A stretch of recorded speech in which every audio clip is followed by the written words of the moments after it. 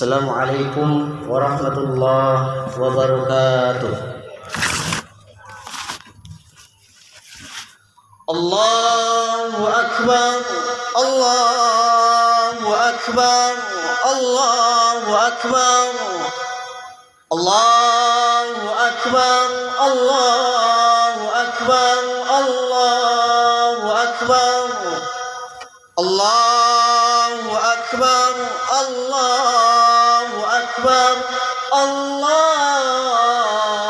Akbar, Allahu Akbar kabira, walhamdulillahi katsira, wa subhanallahi bukratan wa asila, la ilaha illallah wallahu akbar, Allahu akbar, walillahil hamd. Innal hamdalillah nahmaduhu wa nasta'inuhu wa nastaghfiruh wa na'udzu billahi min shururi anfusina wa min sayyiati a'malina. Man yahdihillahu fala mudilla lahu wa man yudlilhu fala hadiya lahu. Asyhadu an la ilaha illallah wahdahu la syarika lahu wa asyhadu anna Muhammadan abduhu wa rasuluhu alladzi la nabiyya ba'da. Rabbi israh li sadri wa yassir li amri wahlul 'uqdatam min lisani yafqahu qawli. Amma ba'd. Faya ayyuhal hadirun ittaqullaha haqqa tuqatih wa la tamutunna illa wa antum muslimun. Faqala Allah ta'ala fil Qur'anil 'azim. A'udzu billahi minasy syaithanir rajim. Bismillahirrahmanirrahim. Inna a'tainakal kautsar fasholli li rabbika wanhar. Inna syani'aka huwal abtar. Shadaqallahul azim wa sadaqa rasuluhun nabiyil karim. Wa nahnu ala dzalika minasy syahidin wa syakirin. Walhamdulillahi rabbil alamin. Hadirin wal hadirat jamaah salat Idul Adha rahimakumullah. Alhamdulillah, marilah senantiasa kita bersyukur kepada Allah Subhanahu wa taala karena Allah masih memberikan kita begitu banyak kenikmatan sehingga kita bisa berkumpul di tempat yang mulia ini bersama dengan orang-orang yang insya Allah muliakan dan dalam menjalankan sholat Idul Adha yang Allah perintahkan. Kita juga bersyukur bisa bertemu lagi di tempat bisa bertemu lagi di hari yang sangat bersejarah dalam Islam ini, yaitu hari raya Idul Adha atau yang disebut dengan hari raya Idul Kurban. Mudah-mudahan siapapun yang sholat pada pagi hari ini, Allah ampuni seluruh dosa dan kesalahan kita. Allah berikan umur yang barokah, rezeki yang lapang, anak yang soleh dan soleha, dan yang sakit-sakit Allah sembuhkan penyakitnya. Amin amin ya rabbal alamin. Kemudian salawat bertangkaikan salam tak lupa pula kita sampaikan kepada baginda Nabi Muhammad Rasulullah sallallahu alaihi wasallam dengan mengucapkan Allahumma salli ala sayyidina Muhammad wa ala ali sayyidina Muhammad. Mudah-mudahan dengan kita memperbanyak salawat atasnya, mengikuti semua sunnah dan tuntunannya, kita diakui umatnya dan diberikan syafaat di yaumil mahsyar nanti. Amin ya rabbal alamin. Hadirin wal hadirat jamaah salat Idul Adha rahimakumullah. Pada kesempatan yang singkat pada pagi hari ini, khatib akan menyampaikan materi khutbah yang berjudul 3 pelajaran yang dapat kita petik dari kisah Nabi Ibrahim alaihissalam. Allahu Akbar, Allahu Akbar, Allahu Akbar, walillahil hamd. Pelajaran pertama yang dapat kita petik dari kisah Nabi Ibrahim alaihissalam adalah beliau mampu mengorbankan harta yang paling beliau cintai, yaitu anaknya sendiri Ismail alaihissalam. Allahu Akbar, Allahu Akbar, Allahu Akbar, walillahil hamd. Bertahun-tahun Nabi Ibrahim berdoa minta anak kepada Allah.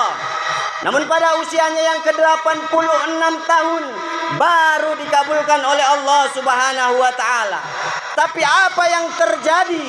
Begitu beliau punya anak, datang sebuah perintah.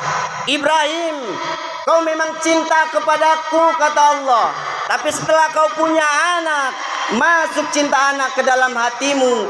Ayo buktikan Ibrahim, sembelih anakmu.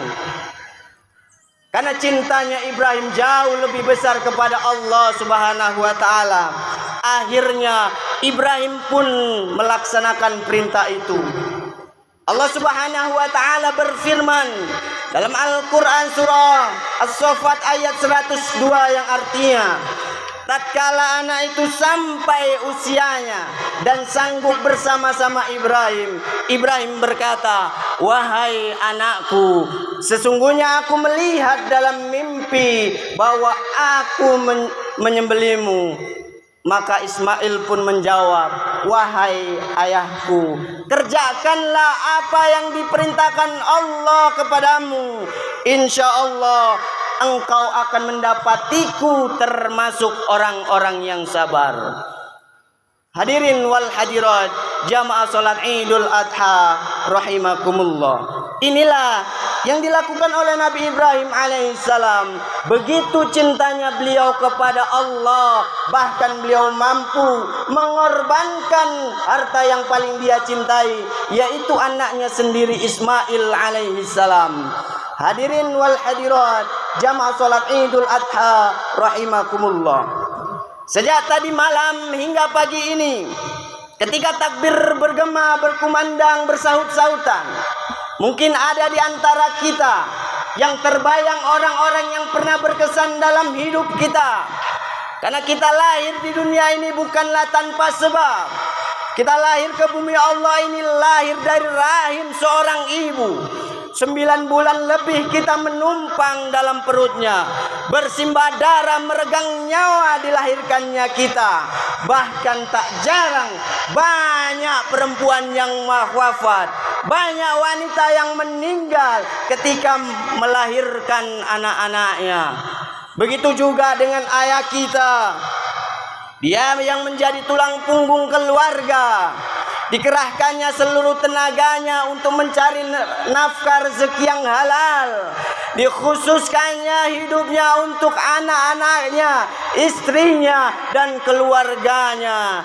Andai kata hari ini keduanya, ayah dan ibu kita masih ada, dapatlah kita peluk dan cium tubuhnya yang rapuh itu. Tapi mungkin di antara kita hadirin, ayah dan ibu kita, orang tua kita sudah mendahului kita.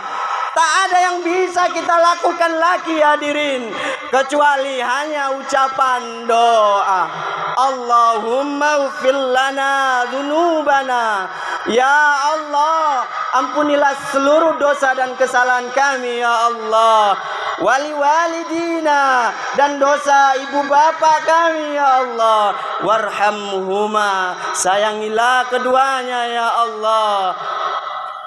Kama rabbayana shaghira, sebagaimana mereka telah memberikan kami kasih sayangnya, peluk ciumnya ketika kami masih kecil ya Allah.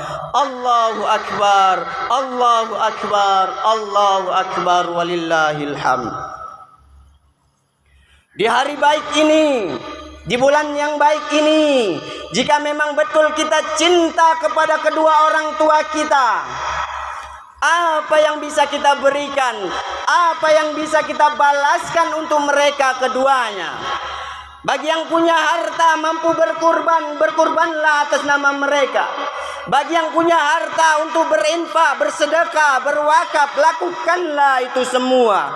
Tapi kalau ada yang tidak punya harta, hanya mampu berkirim Al-Fatihah, kirimkanlah untuk mereka. Seorang sahabat Nabi bernama Sa'ad datang bertanya kepada Nabi sallallahu alaihi wasallam, Saat ini adalah sahabat yang sangat sayang kepada ibunya. Datang bertanya kepada Nabi, "Wahai Rasulullah, ummi matat, ibuku telah lama meninggal wahai Rasulullah. Apa atau sodako anha? Bolehkah aku bersedekah atas nama ibuku wahai Rasulullah? Sampaikah pahalanya wahai Rasulullah?" Maka Nabi pun menjawab, "Tasaddaq, bersedekahlah wahai Sa'ad, pahalanya sampai." Maka bagi kita yang ingin berkurban atas nama kedua ibu bapa kita, insya Allah pahalanya sampai. Kita dapat pahala, orang tua kita pun yang telah meninggal juga dapat pahala yang sama dengan kita. Maka jika memang betul kita cinta kepada kedua orang tua kita, berkorbanlah. Karena puncak dari cinta adalah mau berkorban. Itulah pelajaran pertama yang dapat kita petik dari kisah Nabi Ibrahim alaihissalam. Beliau mampu mengorbankan harta yang paling dia cintai, yaitu anaknya sendiri, Ismail alaihissalam.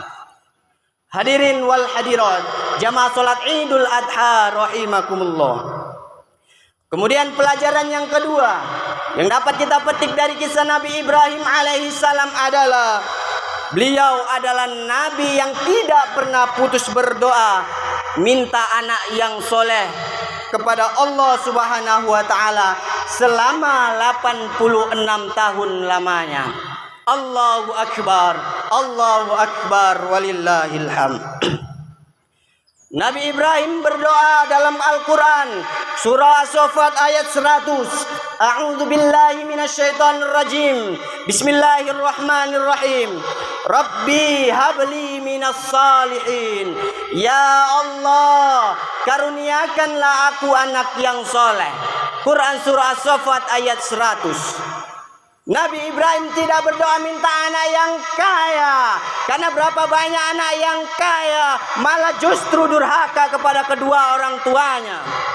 Nabi Ibrahim tidak berdoa minta anak yang tinggi pangkat jabatannya, karena berapa banyak anak yang tinggi pangkat jabatannya, setelah merasa bertitel, berkedudukan, orang tuanya malah justru jadi pembantu di rumahnya sendiri. Mula-mula bantu-bantu, lama-lama jadi pembantu. Yang diminta Nabi Ibrahim dalam doanya adalah Rabbi habli minas salihin. Ya Allah, karuniakanlah aku anak yang soleh. Hadirin wal hadirat jamaah salat Idul Adha rahimakumullah. Anak yang soleh adalah aset terbesar kita di dunia dan di akhirat. Anak yang soleh adalah orang yang paling setia, yang akan mendoakan kita ketika kita sudah di alam kubur. Jangan terlalu berharap didoakan oleh pasangan kita, hadirin, setelah kita meninggal dunia. Belum tentu mereka setia. Boleh jadi mereka akan berpaling hati dari kita kepada yang lainnya. Tapi berharaplah didoakan oleh anak-anak kita yang teguh mendirikan sholat, yang teguh mengangkat tangan di tengah malam memohon ampunan kepada orang tuanya. Itulah yang akan menjadi cahaya ketika kita sudah di alam kubur, hadirin. Marilah sejenak, hadirin, dari sekian banyak anak yang Allah titipkan kepada kita, sudah berapakah yang tumbuh menjadi anak yang soleh dan soleha, yang akan menjadi bekal kita ketika hidup ini selesai. Allahu akbar, Allahu akbar, walillahil hamd. Hadirin wal hadirat jamaah salat Idul Adha rahimakumullah. Dan yang ketiga, pelajaran terakhir yang dapat kita petik dari kisah Nabi Ibrahim alaihissalam adalah beliau adalah nabi yang lulus melewati berbagai macam ujian dan cobaan dari Allah Subhanahu wa taala. Diuji dengan ayahnya sendiri yang kafir, yang tak beriman kepada Allah, Azar, beliau lulus. diuji dengan penguasa yang zalim Namrus, bahkan dibakar hidup-hidup beliau lulus, dan diuji dengan tidak punya anak selama 86 tahun. Bahkan ketika diperintahkan untuk disembelih anaknya, anak yang cuman satu-satunya, sudah lama diharapkannya, malah justru diperintahkan oleh Allah untuk disembelih. Itu pun juga beliau lulus. Allahu Akbar, Allahu Akbar, Allahu Akbar, walillahil hamd. Berbagai macam ujian dan cobaan yang kita terima dari Allah Subhanahu wa taala, apapun jenis ujiannya itu, hendaknya menyadarkan kita bahwa ad-dunya darul bala. Dunia adalah tempatnya ujian. Ujian kesedihan, ujian kemiskinan, ujian tidak punya anak, ujian meninggal keluarga kita, orang tua kita. Tapi percayalah hadirin, dengan janji Allah Subhanahu wa taala dalam Al-Qur'an surah Al-Baqarah ayat 285. A'udzu billahi minasyaitonir rajim. La yukallifullahu nafsan illa wus'aha. Allah tidak akan membebani seorang hamba, tidak akan menguji seorang hamba kecuali sesuai dengan kemampuan dan kesanggupannya. Quran surah Al-Baqarah 286. Maka orang yang beriman, hadirin, apapun jenis ujian yang ditimpakan kepadanya, yang diterima oleh dirinya, tidak akan keluar satu kata, satu ucapan pun yang mencaci maki, menyumpah serapah Allah Subhanahu wa taala. Orang yang beriman akan mengatakan, raditu billahi rabba. Kami ridho ya Allah, kami pasrah ya Allah. Hadirin wal hadirat jamaah salat Idul Adha rahimakumullah. Tapi perlu diingat hadirin, ujian dan cobaan Allah itu tidak selalu yang tidak mengenakan saja, tidak selalu yang sulit-sulit saja. Allah Subhanahu wa taala berfirman dalam Al-Qur'an surah Al-Anbiya ayat 35. A'udzu billahi minasyaitonir rajim. Wa nabluwakum bisyarri wal khairi fitnah. Kami akan coba, kami pasti akan menguji kamu, kata Allah, dengan yang baik dan dengan yang tidak baik, dengan yang enak dan dengan yang tidak enak, dengan yang menyenangkan dan dengan yang tidak menyenangkan. Quran surah Al-Anbiya ayat 35. Allahu Akbar, Allahu Akbar, walillahil hamd. Bukan hanya sakit ujian, sehat itu juga cobaan. Bukan hanya miskin ujian, kaya pun itu cobaan. Kebanyakan kita menganggap yang namanya ujian itu yang tidak mengenakan saja. Kalau sudah sakit, ya Allah sedang diuji. Sehat lupa daratan. Ketika miskin, ketika diuji kemiskinan, dia lolos. Tapi ketika kaya, dia lupa. Apa fenomenanya? Banyak orang yang ketika diuji dengan kemiskinan, dia lulus. Tapi ketika diuji dengan kekayaan, malah dia gagal. Ketika miskin hamba Allah, rajin ke masjid, ramah sama orang lain. Tapi begitu Allah Subhanahu wa taala memberikan harta kepadanya, dia lupa arah menuju masjid. Sombongnya minta ampun sama orang lain. Dia tak lulus ketika diuji dengan kekayaan. Allahu Akbar, Allahu Akbar, Allahu Akbar, walillahil hamd. Saya tutup khutbah pada pagi hari ini dengan sebuah hadis Nabi sallallahu alaihi wasallam yang diriwayatkan oleh Abu Hurairah radhiyallahu an. Man kana lahu sa'atun wa lam yudhi fala yakribanna musallana. Barang siapa yang mempunyai kemampuan menyembelih hewan kurban tetapi tidak melaksanakannya, maka janganlah sekali-sekali dia mendekati tempat sholat kita. Hadis riwayat Imam Ahmad dan Ibnu Majah. Itulah 3 pelajaran yang dapat kita petik dari kisah Nabi Ibrahim alaihissalam. Mudah-mudahan yang 3 ini bisa kita implementasikan dalam kehidupan kita sehari-hari. Barakallahu li wa lakum fil Qur'anil azim wa nafa'ani wa iyyakum bima fihi minal ayati wa dzikril hakim. Taqabbala minni wa minkum tilawatahu innahu wal ghafurur rahim.